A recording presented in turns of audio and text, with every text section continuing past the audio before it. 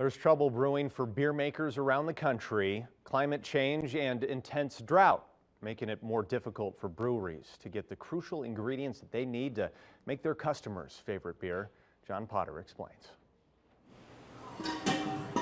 At one of California's fastest growing breweries, keeping up with demand is a struggle. It's incredibly stressful. Frogtown Brewery's Mike Voss says much of that comes from having to hunt for critical ingredients like hops.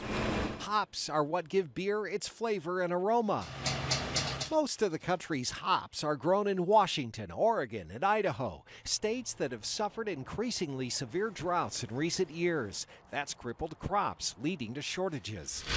With the mega beer producers gobbling up most of the supply, smaller craft beer makers are left scrambling. Every month we try and figure out where we can get what we need to make a particular beer.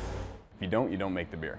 Producers are now trying to grow hops in other states, but it's a slow process. Changes in temperature, changes in how their plants grow. NASA climate scientist Joshua Fisher says droughts are getting more intense. We are reaching this kind of tipping point to what we've been used to in terms of how much rain we're going to get and how plants grow is now no longer the norm. Shortages have led to higher prices for hops. Beer makers say they may have to pass the cost to consumers.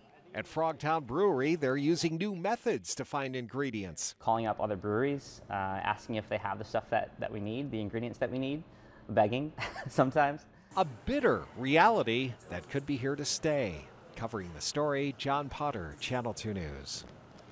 Dozens of U.S. breweries have now signed a brewery climate declaration, and that's basically agreeing them to help fight climate change in a number of ways, like using renewable energies in their beer production. Well, from